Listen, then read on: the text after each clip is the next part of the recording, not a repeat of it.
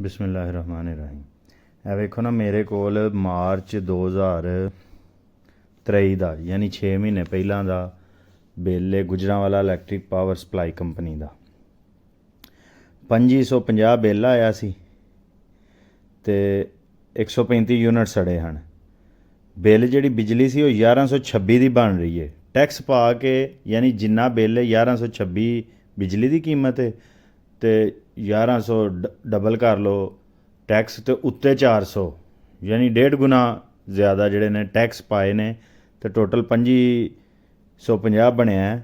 ਅਤੇ ਉਹਦੀ ਵਜ੍ਹਾ ਤੋਂ 2550 ਨੂੰ 135 'ਤੇ ਤੁਸੀਂ ਤਕਸੀਮ ਕਰੋ ਤਾਂ 18 ਰੁਪਏ ਦਾ ਯੂਨਿਟ ਬਣਦਾ। ਹਾਲਾਂ ਉਹਨਾਂ ਨੇ ਜਿਹੜਾ ਉੱਤੇ ਬਿੱਲ 'ਤੇ ਲਿਖੇ ਆ ਉਹ ਲਿਖੇ ਆ 100 ਤੱਕ 7 ਰੁਪਏ ਯੂਨਿਟ ਹੈ ਅਤੇ ਅਗਲੇ 35 ਯੂਨਿਟਾਂ ਦਾ ਜਿਹੜਾ ਬਿੱਲ ਹੈ ਉਹ ਵੇ 10 ਰੁਪਈਏ ਦੇ ਹਿਸਾਬ ਨਾਲ।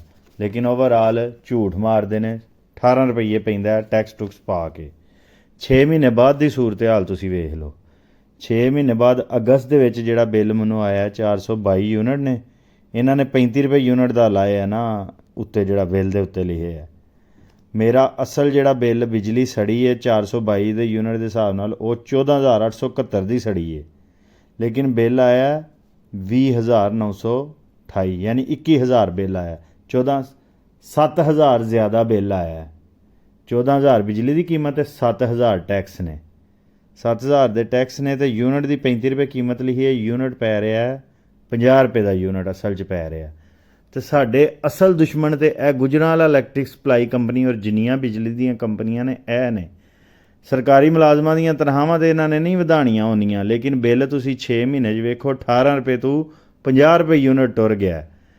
ਅਤੇ ਅਸਲ ਦੁਸ਼ਮਣ ਸਰਮਾਇਆਦਾਰ ਨੇ ਸਾਰੀ ਇਨਸਾਨੀਅਤ ਦੇ। ਇਹ ਵੱਡੀਆਂ ਕੰਪਨੀਆਂ ਵਾਲੇ ਦੁਸ਼ਮਣ ਨੇ। ਉਹਨਾਂ ਦੇ ਬਾਰੇ 'ਚ ਅਸੀਂ ਜਿਹੜਾ ਨਾ ਸਾਨੂੰ ਆਪਣੀ ਹਕਮਤ ਅਮਲੀ ਬਣਾਉਣੀ ਚਾਹੀਦੀ ਹੈ। ਇਹਨਾਂ ਕੰਪਨੀਆਂ ਦੇ ਜ਼ੁਲਮ 'ਚੋਂ ਕਿਵੇਂ ਨਿਜਾਤ ਹਾਸਲ ਕਰਨੀ ਹੈ, ਆਪਣੇ ਮਾਸ਼ਰੇ ਨੂੰ ਕਿਵੇਂ ਇਕੱਠਾ ਕਰਨਾ ਹੈ ਔਰ ਇਹਨਾਂ ਕੰਪਨੀਆਂ ਨੂੰ ਨੱਥ ਪਾਉਣੀ ਹੈ। ਕੰਪਨੀਆਂ ਦੇ ਮਾਲਕ ਨੇ ਪਾਕਿਸਤਾਨ 'ਚ 7-8 ਬਿਜਲੀ ਦੀਆਂ ਕੰਪਨੀਆਂ ਨੇ। ਪੂਰੇ ਪਾਕਿਸਤਾਨ ਦਾ ਇਸ ਟਾਈਮ ਸਭ ਤੋਂ ਵੱਡਾ ਮਸਲਾ ਬਿਜਲੀ ਦੇ ਬਿੱਲ ਨੇ। ਉਹਦੇ ਉੱਤੇ ਨਾ ਕੋਈ ਮੌਲਵੀ ਬੋਲਦਾ, ਨਾ ਕੋਈ ਪ੍ਰੋਫੈਸਰ ਬੋਲਦਾ, ਨਾ ਕੋਈ ਮੈਸ਼ੀਅਤਦਾਨ ਬੋਲਦਾ, ਨਾ ਕੋਈ ਸਿਆਸਤਦਾਨ ਬੋਲ ਰਿਹਾ ਕਿ ਇਹ ਜਿਹੜੇ 12-13 ਕੰਪਨੀਆਂ ਦੇ ਮਾਲਕ ਨੇ ਇਹਨਾਂ ਨੂੰ ਖੁੱਲ੍ਹੀ ਲੁੱਟਮਾਰ ਦੀ ਇਜਾਜ਼ਤ ਕਿਹਨੇ ਦਿੱਤੀ ਹੈ, ਕਿਉਂ ਦਿੱਤੀ ਹੈ ਔਰ ਇਹਨਾਂ ਨੂੰ ਨੱਥ ਅਸੀਂ ਕਦੋਂ ਪਾਵਾਂਗੇ ਔਰ ਕਿੰਝ ਪਾਵਾਂਗੇ। ਲੇਕਿਨ ਇਨਸ਼ਾਅੱਲਾ ਪਾਵਾਂਗੇ ਜ਼ਰੂਰ।